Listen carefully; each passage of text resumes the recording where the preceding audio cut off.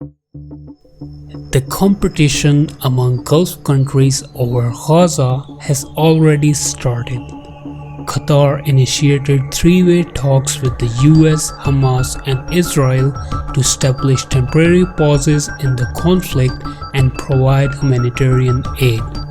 Meanwhile, Saudi Arabia quickly stepped up with its own plans, organizing a summit with key regional and Muslim-majority nations like Iran and Turkey, and announcing Chinese-mediated negotiations to end the war.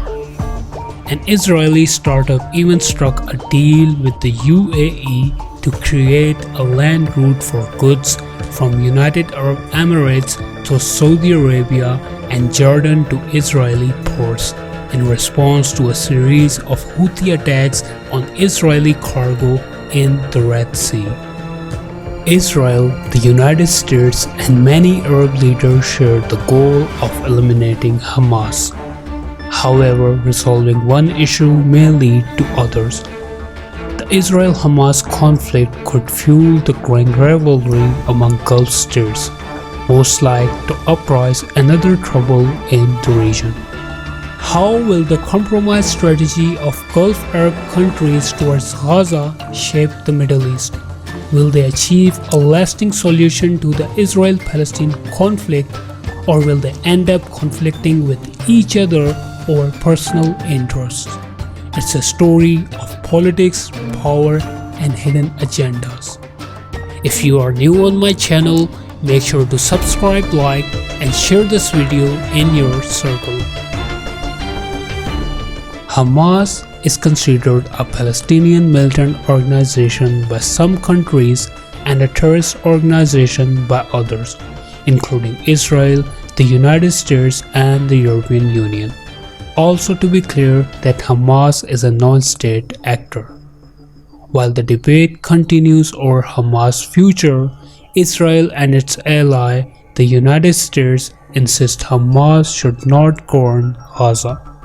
They have proposed a multinational force including Arab states like Qatar, Saudi Arabia, and the UAE. This could turn Gaza into a stage for Gulf rivalries, a bit like inviting drama to a diplomatic dinner party. How crucial is the role of Qatar in Gaza? Qatar plays a crucial role in the conflict. Since 2012, Doha has hosted and financially supported Hamas' political wing, providing essential humanitarian aid to Gaza. This support is a part of Qatar's larger strategy to back Islamist groups, especially those connected to the Muslim Brotherhood. Alongside allies Iran and Turkey, Qatar uses this support to counterbalance regional rivals like Saudi Arabia and the UAE. The small Gulf nation positions itself as a regional diplomat, using diplomacy to safeguard its interests in a volatile region. This approach proved effective during the 2017 to 2021 blockade, when Qatar facilitated high-stake negotiations including the 2020 US-Taliban talks and the 2023 release of US prisoners held in Iran. Recently, Qatar has focused on negotiating the release of Israeli hostages held by Hamas, aiming for a ceasefire or humanitarian pause in return. Few months ago, these efforts resulted in the release of 110 hostages from Gaza and 240 Palestinian prisoners from Israel. Qatar may support non-militant members of the Muslim Brotherhood in Gaza, including Hamas' political wing. This would address US and Israeli demands to eliminate Hamas while allowing Qatar to maintain its alliances with Turkey and to a lesser extent Iran, countering the influence of the UAE and Saudi Arabia. Now let's turn our attention to Saudi Arabia, a key player on the geopolitical chessboard of Middle East. Saudi Arabia has long vied with Iran for leadership in the Islamic world and the region. Since the late King Abdullah's Arab Peace Initiative in 2002, Riyadh has supported the Arab-Israeli peace process, while Tehran and Doha support Hamas both financially and militarily. Riyadh backs the Palestinian Authority and may aim to establish the PA, which governs parts of the West Bank. However, this plan faces obstacles too. Despite US President Joe Biden's endorsement of a post-Hamas Gaza led by a revitalized Palestinian Authority, Israel opposes any Palestinian Authority governance in Gaza. Additionally, the Palestinian Authority is viewed by many Palestinians as an agent of Israeli occupation, while Hamas' popularity has surged. I think that a functional Palestinian Authority is in the Israel interest too, because in order to make peace, we need a strong Palestinian Authority, not a weaker one. For Palestinian Authority rule in Gaza to be viable, Riyadh and Washington must find a leader who is acceptable to Israel and also popular enough among Palestinians to diminish the influence of Hamas and Iran. That one possible candidate is former Palestinian Authority Prime Minister Salam Fayyad, a pragmatic leader who earned the backing of both the US and Saudi Arabia during his tenure from 2007 to 2013. Fayyad, who engaged in talks with Hamas in 2021 to form a national Palestinian unity government, has even suggested bringing Hamas under the Palestinian Liberation Organization's umbrella. While Fayyad hasn't publicly expressed interest in leading Gaza, rumors are swirling. Saudi media reported in early January that his name has been buzzing in private diplomatic circles. Before October 7, Israel and Saudi Arabia appeared to be on the path to normalizing the relations. The Biden administration had tentatively agreed to Crown Prince Mohammed bin Salman's significant demands, in which included a NATO-style security pact, access to advanced weaponry, and a civilian nuclear program. In a chat with US Secretary of State Antony Blinken, the Crown Prince quipped that normalization could still be on the table after the conflict. Saudis are playing their trump cards smartly, but it's not a clear win for them yet. Saudi leverage in normalization talks could unsettle the UAE. Although Saudi Arabia and the UAE are allies against Qatar and the Muslim Brotherhood, but still their geopolitical competition has intensified their quest to be the leading Gulf power. Both countries have vied for dominance in the conflicts in Yemen and Sudan. The Arab-Israel peace process and Gaza's future could further escalate this rivalry. The UAE aims to moderate the war while protecting its regional interests.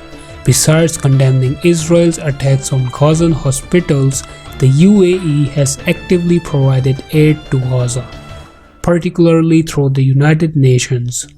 Balancing relations between powers like Russia and the US, the UAE has expansionist ambitions, backing proxies in conflicts in the Horn of Africa and Libya, as well as Yemen and Sudan. The UAE's 2020 normalization of relations with Israel was another strategic move. However, the UAE remains wary of potential shifts in regional power dynamics, particularly the prospect of Saudi-Israeli normalization. The Emirati detente aimed to position the UAE as the leading Arab power influencing Palestinian issues, a role Saudi Arabia could reclaim with normalization. Abu Dhabi may be considering Mohammed Dahlan to manage Gaza within Biden's revitalized PA framework. Dahlan, a former PA Fatah Party leader and Gaza native, once served as its security chief but is now reviled in Gaza for his past conflicts with Hamas. Many Gazans view him as no better than an Israeli occupier. living in exile in Abu Dhabi since 2011 following accusations of corruption and involvement in Yasser Arafat's assassination. Dahlan is believed to have influenced and mediated Israeli-UAE normalization. Although Dahlan has publicly declined a role in post-Hamas Gaza, he has hinted at future leadership aspirations in Palestinian politics. This guy is definitely a trump card for Emiratis. Mohammed Dahlan maintains a strong relationship with Egypt, one of the two neighboring countries that have official ties with Israel, the other being Jordan. Both countries must be included in any international diplomatic discussions regarding Gaza's future and could find themselves caught in Gulf rivalries. Jordan, which borders the Western Bank and controlled the territory from 1948 to 1967, is home to a significant Palestinian refugee population. Jordan's 1994 peace treaty with Israel recognizes the Hashemite monarchy custodianship of Islamic and Christian holy sites in Jerusalem, enhancing its regional prestige and religious significance. Egypt, the former occupier of Gaza, became the first Arab country to normalize relations with Israel in 1979. Since then, Egypt has balanced its strategic relationship with Israel with popular support to the Palestinians and the need to maintain border stability. With most Gazans unable to enter Israel, Egypt's Rafah border crossing is their primary exit route and a hub for Hamas smuggling tunnels. During the current conflict, Cairo has controlled the Rafah crossing and shared intelligence with Israel. President Abdel Fattah al-Sisi has also positioned himself as a mediator by hosting an international summit. Jordan has similarly convened meetings with US and Arab leaders. Qatar could leverage its influence in Egypt by urging the government to ease pressure on the Muslim Brotherhood, which won Egypt's first democratic election in 2012 but was labeled a terrorist organization after Sisi's military coup in 2013. Riyadh and Abu Dhabi could influence Egypt regarding the conflicts in Sudan, Libya, and Yemen. Gaining influence over Jordan would give Gulf countries access to the West Bank and East Jerusalem. In 2021, Michael Chernoff from the National Defense University wrote in Foreign Policy that Saudi Arabia wants to take over from Jordan as the guardian of Jerusalem's holy sites. If successful, this would boost Saudi Arabia's position in normalization talks with Israel and enhance its reputation as a leader in Islamic and Arab affairs, adding the Al-Aqsa Mosque to its guardianship of Mecca and Medina. The growing influence of Gulf nations over Jordan and Egypt could spell trouble for Palestinians and further erode the prospects of a two-state solution, potentially fracturing Palestinian society. This shift would challenge the governments in Amman and Cairo, as aligning with the Gulf Cooperation Council state to undermine Hamas in Gaza might bring essential financial aid, but also risk alienating local population who increasingly support the militant group.